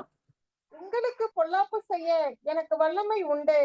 ஆகிலும் உங்கள் தகப்பனுடைய தேவன் நீ யாக்கோபோடு நன்மையே அன்றி தீமை ஒன்றும் பேசாதபடிக்கு எச்சரிக்கையாயிரு என்று நேற்று ராத்திரி என்னோட சொன்னார். அத லாபான் யாக்கோபு கிட்ட என்ன செய்யறாரு, அத சொல்றாரு. இது எப்போ நடக்குதுன்னு நமக்கு நல்லா தெரியும். இந்த சூழ்நிலை யாக்கோபு லாபான் கிட்ட இருந்து வெளியே ஓடி தன்னுடைய தகப்பன் தேசத்துக்கு போகிற அந்த நாட்கள்ல இந்த சம்பவம் நடக்குது. லாபான் கிட்ட சொல்லாம தன்னுடைய மனைவிகள் பிள்ளைகள் எல்லாம் கூட்டிட்டு வெளியில வந்துடுறாரு. அப்போதான் இந்த காரியங்கள் நடக்குது. அப்போ இங்க சொல்றாரு, உங்களுக்கு பொல்லாப்பு செய்ய எனக்கு வல்லமை உண்டு, என்னால முடியும். ஆனா உங்கள் தகப்பனுடைய தேவன் சொல்றாரு, நீ யாக்கோபு கூட நன்மை அன்றி தீமை ஒன்றும் பேச கூட செய்யாதன்னு சொல்லியிருக்கிறாரு. இவ்வளவு பெரிய ஒரு அன்புள்ள ஒரு தகப்பன் பாருங்களேன். அவனுக்கு தீமை செய்யாதன்னு சொல்லல, தீமைய பேசாதன்னு சொல்றாரு. அப்படிப்பட்ட ஒரு தகப்பன் நமக்கு இருக்கிறார். இப்ப இன்றைக்கு நீங்க எந்த மனிதர்களை குறித்தோ அவருடைய வார்த்தைகளை குறித்து கூட நீங்க என்ன செய்ய தேவையில்லை, கலங்க தேவையில்லை, பயப்பட தேவையில்லை. எல்லாம் அவருக்கு தெரியும். அவருக்கு தெரியாதது ஒன்றுமே இல்லை. அவர் சொல்றாரு, உன்னை தொடுகிறவன் என் கண்மணியை தொடுகிறான் அப்படின்னு சொல்லிட்டாரு. பவுல் சவுலா இருக்கும்போது, கிறிஸ்தவர்களை துன்பப்படுத்தும் போது ஆண்டவர் சவுல்ட்ட சொல்றாரு, சவுலே சவுலே நீ என்னை ஏன் துன்பப்படுத்துகிறாய்? அப்போ நம்ம ஒரு அவரை ஏற்றுக்கொண்ட பிள்ளைகளை துன்பப்படுத்தினா அது யாருக்கு சமானம்? அவரை துன்பப்படுத்துகிறதற்கு சமானமாய்த்தான் அவர் பார்க்கிறார். ஏன்னா இன்றைக்கு அவருடைய சரீரத்தின் அவயவங்களா நம்ம இருக்கிறபடியினால, அந்த அளவுக்கு இன்டிமேட்டா தேவன் நம்மளை நேசிக்கிறபடியினால எந்த மனுஷ வார்த்தைகளுக்கும் நீங்க சோர்ந்து போக தேவையில்லை. அடுத்ததா அதே அதிகாரம் 42வது வசனம், 42nd verse. என் பிதாவின் தேவனாகிய ஆபிரகாமின் தேவனும் ஈசாக்கின் பயபக்திக்குரியவரும் என்னோடு இராமற் போனால் நீர் இப்பொழுது என்னை வெறுமையாய் அனுப்பிவிட்டிருப்பீர். தேவன் என் சிறுமையையும் என் கை பிரயாசத்தையும் பார்த்து நேற்று ராத்திரி உம்மை கடிந்து கொண்டார் என்று சொன்னான். இது யாக்கோபு இங்க சொல்றத பார்க்கிறோம். என் பிதாவின் தேவனாகிய ஆபிரகாமின் தேவன், ஈசாக்கின் பயபக்திக்குரியவர் என்னோடு இராமல் போனால் நீர் என்னை என்ன செய்திருப்பீர்? வெறுமையாய் அனுப்பிவிட்டு. அவர் என் கூட இருந்ததுனால இன்றைக்கு இவ்வளவும் எனக்கு என்ன செய்திருக்குது, கிடைச்சிருக்குது. யாக்கோபு அந்த இடத்துல வேலை செய்யும் போது, யாக்கோபு அங்க எந்தெந்த ஆடுகள் எப்படி இது பண்ணணுமோ அந்த யாக்கோபினுடைய மந்தை பெருகுறத நம்ம என்ன செய்யறோம், பார்க்கிறோம். காரணம் என்னன்னா, யாக்கோபை கேர் பண்ணுகிற ஒரு தேவன் யாக்கோபுக்கு இருந்ததுனால. அப்ப இன்றைக்கு நீங்க கையிட்டு செய்கிற எல்லா வேலைகளையும் உன் தேவனாகிய கர்த்தர் உன்னை ஆசீர்வதிப்பார்னு வசனம் சொல்லுதுன்னா நீங்க அதை விசுவாசிக்கணும். நான் எதை செய்தாலும் என் தேவன் என்னை ஆசீர்வதிப்பார், நான் விருத்தி அடைவேன். தாவீது வர வர விருத்தி அடைந்தான். யோசேப்பு கூட கர்த்தர் இருந்தார், அவன் காரிய சித்தி உள்ளவன் ஆனான். தானியேல் கூட கர்த்தர் இருந்தார், அவன் எல்லாரும் காட்டிலும் 10 மடங்கு சமர்த்தனா இருந்தான். இப்படிதான் நம்ம பழைய ஏற்பாட்டிலே பார்க்கிறோம். இன்றைக்கு அதே கிறிஸ்து இன்றைக்கு நமக்குள்ள இருக்கிறார் அப்படின்னா எவ்வளவு பெரிய பாக்கியம் உள்ளவர்கள் நம்ம. இதை விசுவாசிக்க முடியாதபடி சாத்தான் பல நேரங்கள்ல நமக்கு டவுட்ஸ கொடுத்து அவருடைய அன்பை கொடுத்து சந்தேகப்பட வைத்து அவருடைய நன்மைகள் எதையும் நம்மை சுதந்திரிக்க விடாமல் தடை செய்கிறான்ங்கிறது தான் சத்தியம். அப்ப இன்றைக்கு அவருடைய அன்பை நம்ம உணர்ந்து அந்த அன்புல நம்ம விசுவாசத்துல உறுதியாய் நின்று நம்ம வாக்கு தத்தங்களை நம்ம என்ன செய்வோம், சுதந்திரித்துக் கொள்வோம். இன்னும் ஒரு காரியம் மட்டும் நம்ம பார்க்கலாம். நமக்கு நல்லா தெரியும் பிலேயாமினுடைய அந்த ஸ்டோரி. என்னாகமம் 22ஆம் அதிகாரம். நீங்க அத பிறகு நீங்க மெடிடேட் பண்ணி பாருங்க. அதை ஃபுல்லா சொன்னா டைம் ஆயிரும். அதாவது அந்த ராஜா இஸ்ரவேல் மக்களை சபிக்கணும்னு சொல்லி பிலேயாம கூலி பொருத்தி அவனை வரவழைக்க சொல்றான். ஆனா முதல்ல பிலேயாம் என்ன செய்யல, சம்மதிக்கல. திருப்பி கேட்கும் போது அந்த பிலேயாம் சம்மதிச்சு வரும்போது அங்க கழுதையின் மேல அவர் வரும்போது அந்த கழுதை என்ன செய்து போகாம அங்க இங்க முரண்டு பிடிச்சிட்டு இருக்குது. அப்போ கழுதை அவர் அடிக்கும் போது தேவன் என்ன செய்யறாராம், கழுதையினுடைய வாயை திறக்கிறாராம். அத நீங்க வாசிங்க, அது ரொம்ப அற்புதமான ஒரு காரியம். என்னாகமம் 22 30. கழுதை பிழையாமை நோக்கி, நீர் என்னை கைக்கொண்ட காலம் முதல் இந்நாள் வரைக்கும் நீர் ஏறின கழுதை நான் அல்லவா? இப்படி உமக்கு எப்போதாகிலும் நான் செய்தது உண்டா என்றது. அதற்கு அவன், இல்லை என்றான். கழுதை மனுஷன் பேசுற மாதிரி பேசுது. காரணம் என்ன அப்படின்னா, ஏன் பிள்ளைகளையா நீ சபிக்க போகிற அப்படின்னு சொல்லி கடவுள் அந்த இடத்துல, தேவன் அந்த இடத்துல பிழையாம என்ன செய்யறாரு, கடிந்து கொள்றாரு. முதல்ல போக வேண்டாம்னு சொல்றப்ப இவன் உறுதியா அந்த இடத்துல என்ன செய்யல, நிக்கல. அதனால ஆண்டவர் போன்னு சொல்றாரு. ஆனா அப்பவும் கூட கழுதையினுடைய வாயை திறக்க வச்சு பிழையாமுக்கு என்ன செய்யறாரு, ஏன் பிள்ளைகளை நீ என்ன செய்யக்கூடாது, சபிக்க கூடாது. அப்போ இன்றைக்கு நீங்க நினைக்கலாம், காரணம் இல்லாம யாரெல்லாமோ உங்களுக்கு ஒரு சாபம் போட்டிருக்கலாம், இது பலிச்சிருமோ அது பலிச்சிருமோ அப்படின்லாம் சொல்லி நீங்க பயந்துட்டு இருக்கலாம். ஒரு சாபமும் உங்களுக்கு என்ன செய்யாது, பலிக்காது. அதை இன்றைக்கு, ஏன்னா நீங்க அவரால தெரிந்து கொள்ளப்பட்ட பிள்ளைகளா இருக்கிறதுனால உங்க மேல ஒரு சாபமும் தங்க முடியாது. ஏன்னா வாசிக்கலாம், என்னாகமம் 24:1, நம்பர்ஸ் சாப்டர் 24 verse 1. இஸ்ரவேலை ஆசீர்வதிப்பதே கர்த்தருக்கு பிரியம் என்று பிழையாம் கண்டபோது அவன் முந்தி செய்து வந்தது போல நிமித்தம் பார்க்க போகாமல் வனாந்தரத்திற்கு நேராக தன் முகத்தை திருப்பி தன் கண்களை ஏறெடுத்து இஸ்ரவேல் தன் கோத்திரங்களின்படியே பாளையம் இறங்கியிருக்கிறதை பார்த்தான். தேவ ஆவி அவன் மேல் வந்தது. போதுங்க. அப்போ இஸ்ரவேலை ஆசீர்வதிப்பதே கர்த்தருக்கு பிரியம். இன்னைக்கு நம்ம ஒவ்வொருத்தரையும் ஆசீர்வதிக்கிறது மாத்திரம்தான் அவருக்கு பிரியமே தவிர நம்ம யாரும் அவர் சபிக்க விட மாட்டார். அப்படியே சாபமான வார்த்தைகள் வந்தா கூட அது நமக்கு என்ன செய்யாது, பலிக்காது. ஏன்னா இன்னைக்கு அவருடைய வித்து நமக்குள்ள இருக்கிறபடியினால நம்ம நிச்சயம் வானத்தையும் பூமியையும் படைத்த கர்த்தராலே நம்ம எப்படி இருப்போம், ஆசீர்வதிக்கப்பட்டவர்களாக மாத்திரம்தான் இருப்போமே தவிர நம்ம மேல எந்த சாப வார்த்தைகளும் என்ன செய்யாது, பலிக்காது. இதை நீங்க எவ்வளவு தூரத்துக்கு ஆழமா அவருடைய அன்பை இன்னும் நீங்க வேதத்துல நீங்க மெடிடேட் பண்ண பண்ண பண்ண அவருடைய அன்பு உங்களுக்கு விளங்க ஆரம்பிக்கும். எவ்வளவு தூரம் தன்னுடைய பிள்ளையினுடைய எந்த ஒரு காரியமும் மற்றவங்க கிட்ட அகப்பற்ற கூடாது, மத்தவங்க கையில சிக்க கூடாதுன்னு சொல்லி ஆபிரகாம சாராள அவ்வளோ தூரம் ப்ரொடெக்ட் பண்ணி அங்கிருந்து வெளியில கொண்டு வர்றதையும் நம்ம பார்த்தோம். அதே மாதிரி பிழையாம் சபிக்க கூடாதுன்னு சொல்லி, தன்னுடைய ஜனங்களை சபிக்க கூடாதுன்னு சொல்லி அங்க இஸ்ரவேல் ஜனங்களை ப்ரொடெக்ட் பண்றத நம்ம பார்க்கிறோம். என் பிள்ளை சந்தானம் இல்லாமல் இருக்கக்கூடாதுங்கிறத அந்த இடத்துல அவனுடைய அவிசுவாசங்களை துரத்தி அவனுக்கு நட்சத்திரங்களை காண்பித்து விதமாய் உன் சந்ததி பெருகும் அப்படின்னு சொல்லி அந்த இடத்துல ஆபிரகாம் கூட ஒரு உறுதி பண்ணி ஒரு வாக்குத்தத்தத்தை கொடுத்து அங்க ஆபிரகாமுக்கு அந்த வாக்குத்தத்தத்தை நிறைவேற்றுகிறத பார்க்கிறோம். இப்படி தெரிந்து கொள்ளப்பட்ட இஸ்ரவேல் மக்களுக்கும் ஆபிரகாமுக்கும் தேவன் இவ்வாறு செய்திருப்பாரானால் இன்றைக்கு புது உடன்படிக்கையின் கீழே அவருடைய ரத்தத்தினால மீட்கப்பட்டிருக்கிற நமக்கு எவ்வளவு பெரிய ஆசீர்வாதங்களை தேவன் நமக்கு வைத்திருக்கிறார். அப்போ இதை நீங்க உணர்வீங்கன்னா இன்னைக்கு நிச்சயம் உங்க எல்லா பாரங்களையும் அவர் மேல இறக்கி வச்சுட்டு இந்த நாள்ல இருந்து அவரை துதிக்க நம்ம ஆரம்பிப்போம்.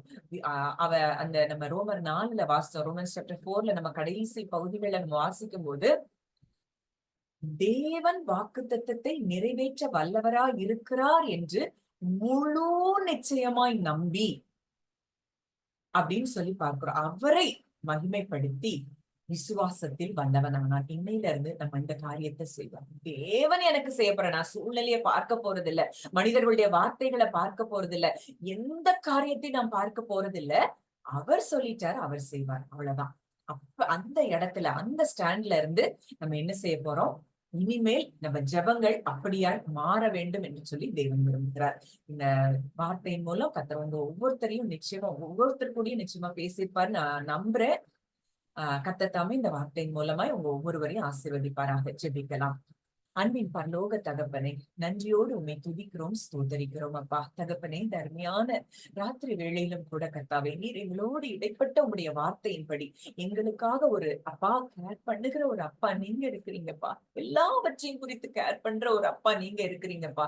அப்பா எத்தனையோ காரியங்களை குறித்து எங்க இருதயங்கள் இது நாள் வரைக்கும் நாங்க கவலைப்பட்டு கொண்டிருந்தோம் தகப்பனே. இன்றைக்கு நாங்கள் ஒரு குடும்பமா எங்களுடைய எல்லா பாரங்களையும் கவலைகளையும் உங்க மேல நாங்க இறக்கி வைக்கிறோம் சுவாமி. நீர் எங்களுக்கு கொடுத்த வாக்குத்தத்தங்கள் எல்லாவற்றையும் நீர் நிறைவேற்ற வல்லவரா இருக்கிறீர் என்று இந்த நாளிலிருந்து நாங்கள் முழு நிச்சயமாய் நம்புகிறோம் அப்பா. அதற்கு பரிசுத்தாவியானவருடைய துணையும் எங்களுக்கு தேவை என்பதை நாங்கள் அறிந்திருக்கிறோம். தகப்பன், எங்களுக்கு கிருபையாய் அந்த விசுவாசத்திலே நாங்கள் உறுதியாய் நிற்க எங்களுக்கு கிருபை தாங்க. ஏன்னா விசுவாசத்தை துவக்குகிறவரும் நீதான், விசுவாசத்தை முடிக்கிறவரும் நீதான் தகப்பனே. உம்மை நோக்கி நாங்கள் எங்கள் ஓட்டத்திலே பொறுமையாய் ஓட தகப்பன் எங்களுக்கு கிருபை தரும்படியாய் ஜெபிக்கிறோம். எங்களுடைய வாக்குத்தத்தங்கள் எல்லாவற்றையும் இனி வரப்போகிற நாட்கள்ல நாங்கள் சுதந்திரித்துக் கொள்ள போகிறோம் என்று சொல்லி நிச்சயமாய் நாங்கள் விசுவாசித்து உமக்கு நன்றி செலுத்துகிறோம். உடைய கரத்துல எங்க எல்லாரையும் தாழ்த்தி ஒப்புக் கொடுக்கிறோம். கர்த்தர் ஆசீர்வதித்து வழி நடத்தும் இயேசுவின் மூலம் கேட்கிறோம் ஜீவனுள்ள நல்ல பிதாவே, ஆமென். யாரும் எதுவும் ஷேர் பண்ணுமா?